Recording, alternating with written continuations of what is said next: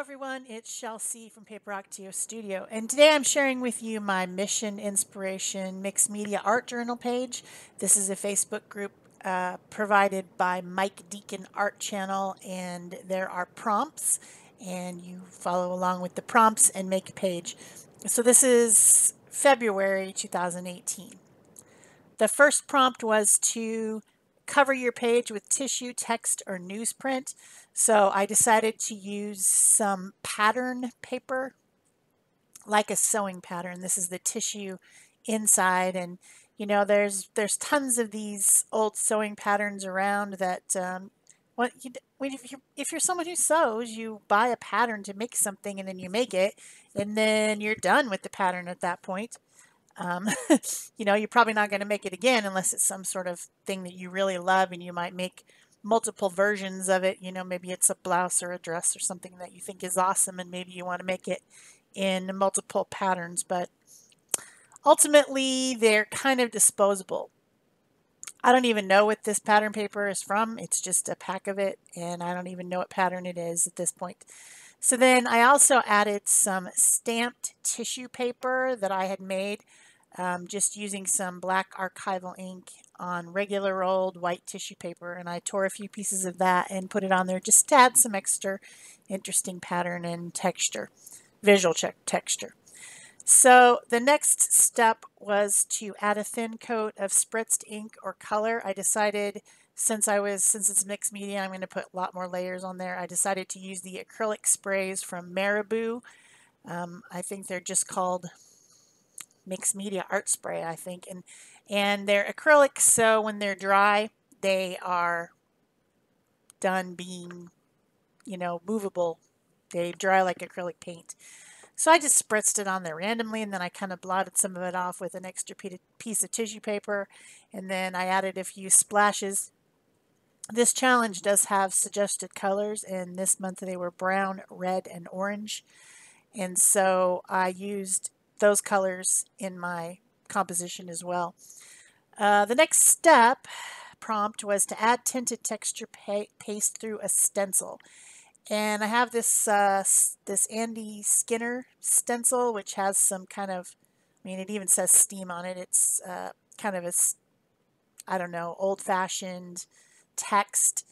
And I have some of this the Crafters Workshop new metallic modeling paste that I got samples from Creativation.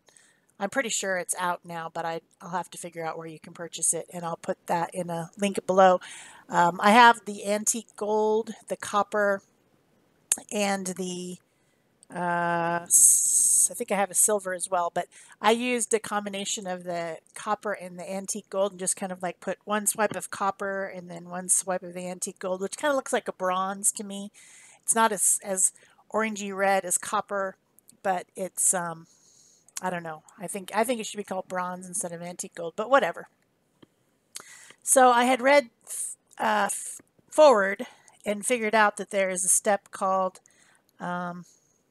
add one or more steampunk style focal images. And so I decided while all that texture paste was drying, it takes a while for that stuff to dry. It's sticky, goopy. It's not going to be instantly dry by any means. So I decided that I would make an illustration with the idea that I would color it and use it as my focal image.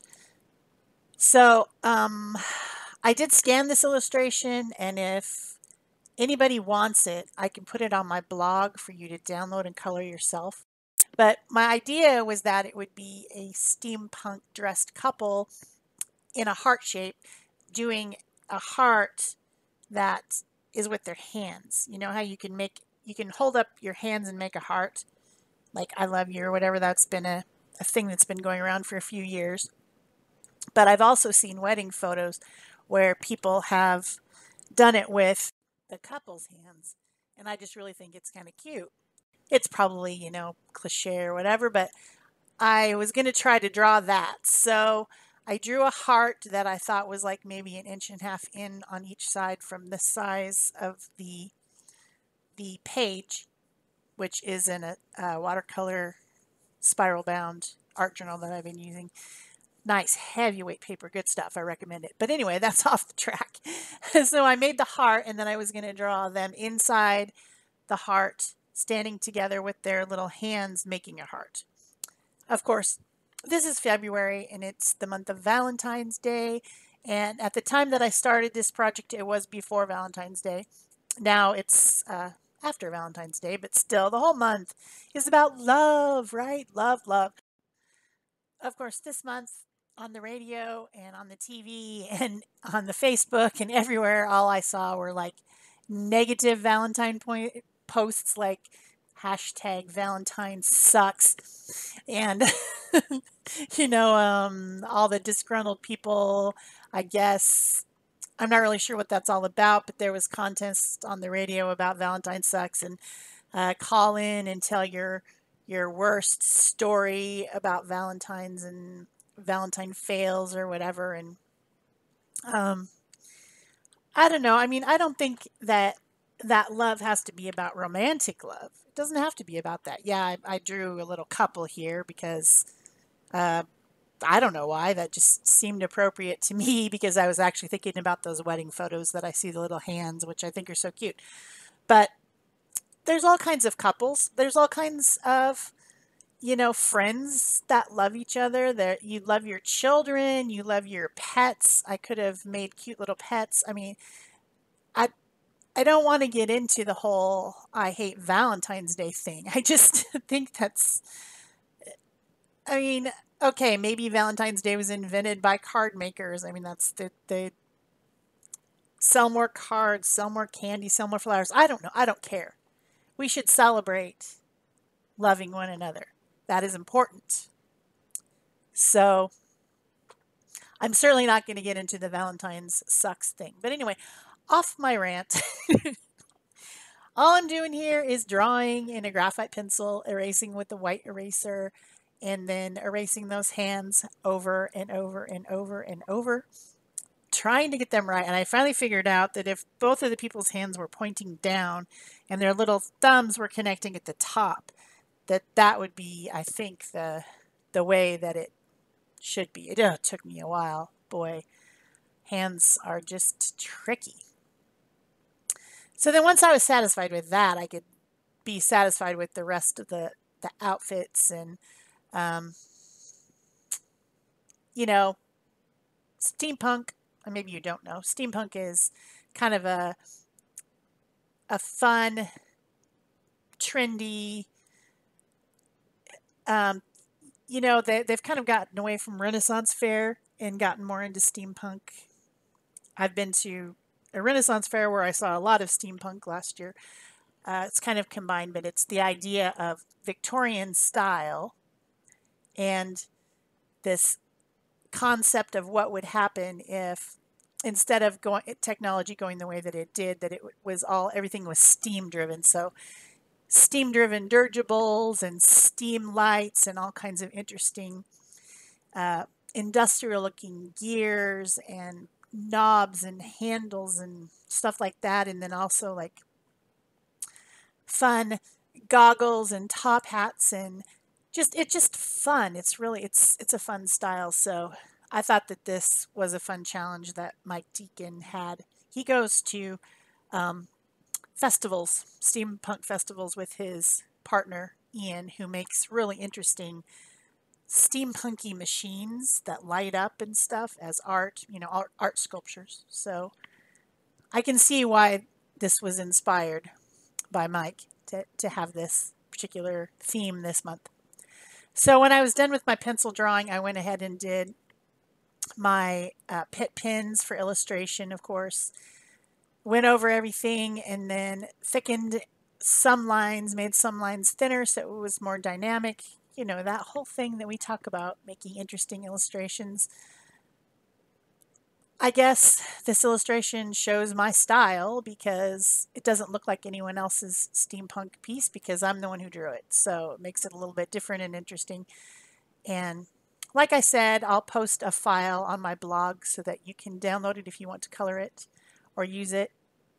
Obviously, not use it to make money, but use it because you want to color it or you think it's fun or interesting or whatever. The coloring that I did is with Neocolor 2 water-soluble crayons and a water brush, a couple different water brushes.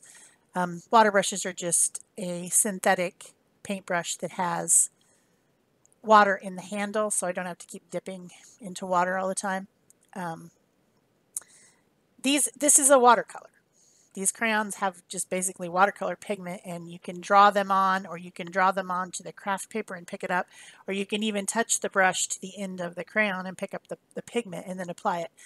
The reason that I like them is because they are very water reactive. They're not very waxy.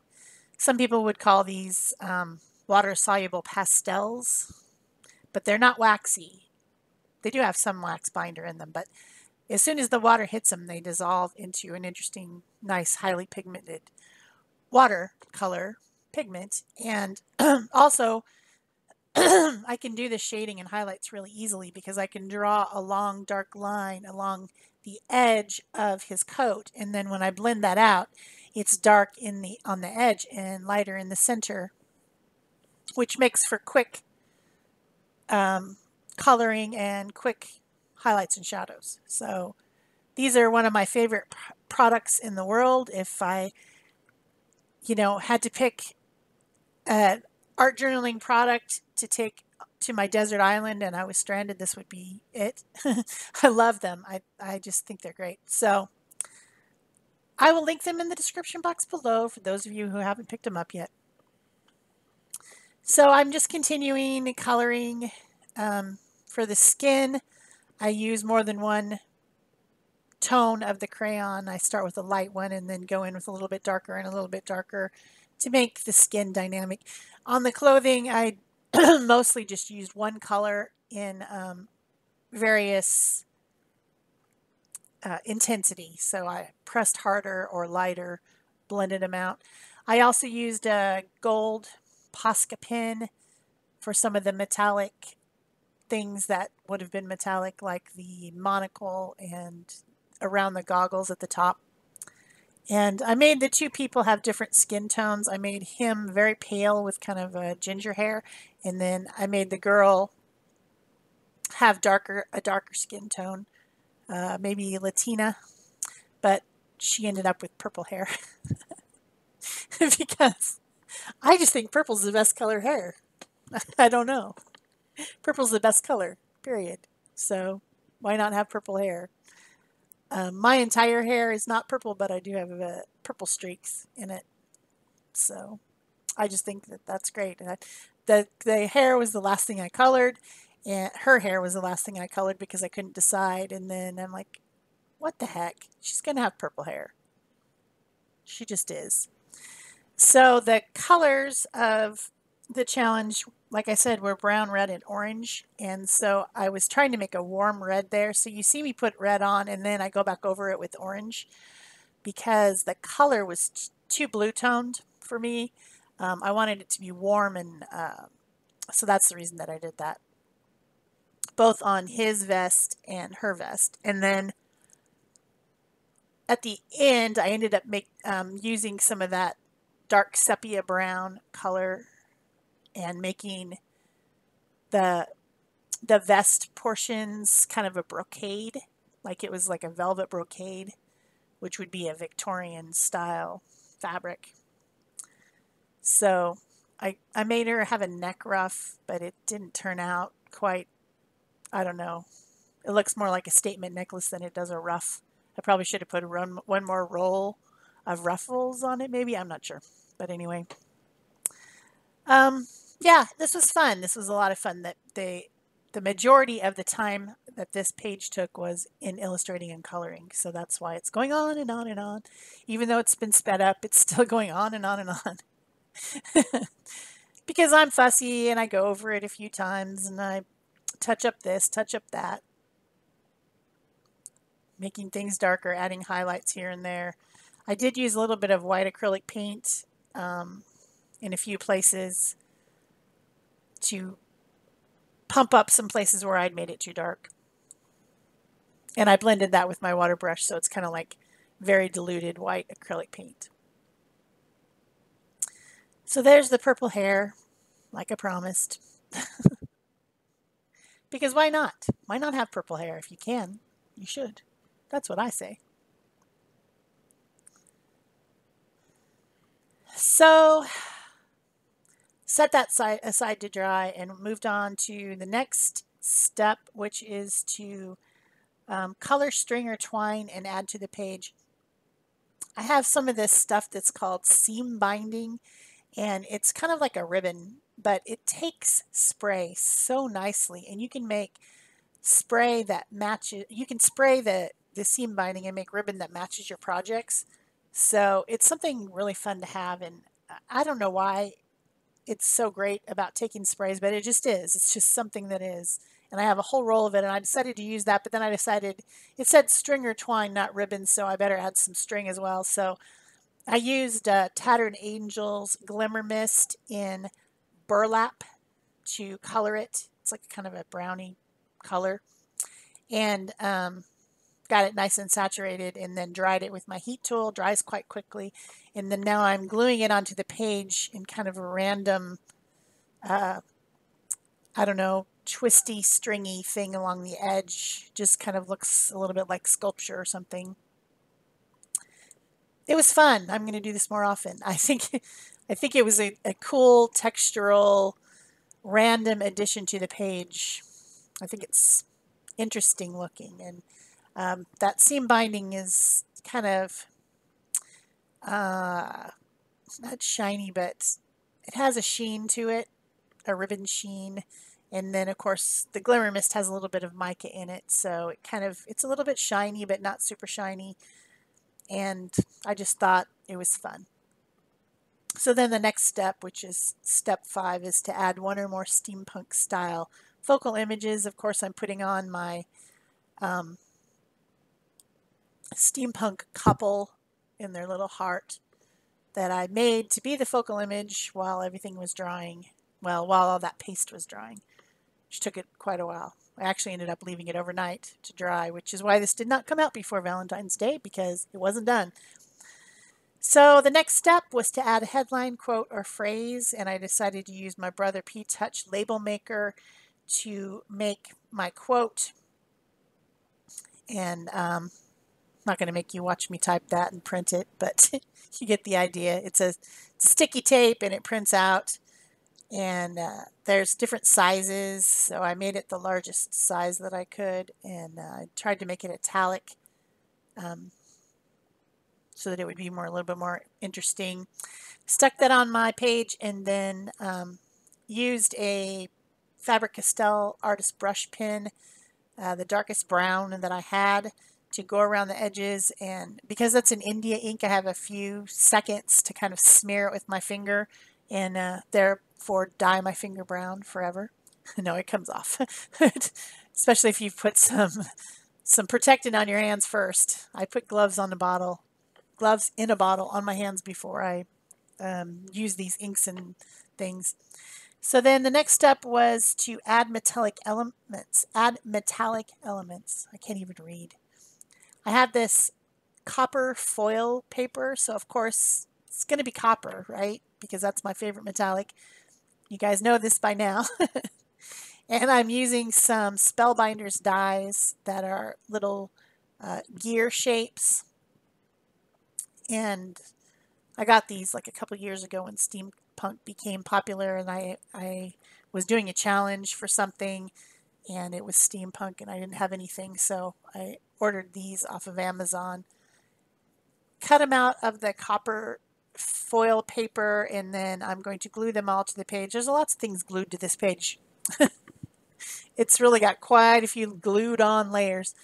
So I needed to trim apart some of the areas to make them so that they're not going over my quote, so you can still read it. So I just kind of marked the foil paper with the end of my pokey tool thing. I didn't need to write on it, but it makes a little mark because it's metallic, and trimmed away so that you could still read the quote. And then I end up gluing it on with tacky glue. I glued the heart, I glued the ribbon and string, and all these little pieces all on with Aleene's tacky glue. This stuff has been around forever, but it's just the best stuff. It's sticky enough that it sticks down without moving, without like trying to run around the page. But you do have a few seconds to move it. So I've been using it since I was a kid for crafting, and I just still use it. It's good stuff. For that gear, I had to trim away part of it so that it looked like it was tucked behind the heart. And then I end up using that extra little piece that I cut off right at the top corner of the page. And I tried to make the little teeth in several different places. The little teeth look as if they're connected. So it was fun. It was fun to add all these little gears on here, which really kind of finishes the steampunk style. And then the final step was to finish with the framer border. So I peeled off all my tape, and then I just use a straight edge and that same dark brown marker to make kind of a scratchy border, dark brown border all around. So I hope you've enjoyed this. If you have, please give me a thumbs up. Leave me a comment so I know that you were here. Go visit my blog so that you can pick up the coloring page if you want to. And that's it for me. Thanks. Bye-bye.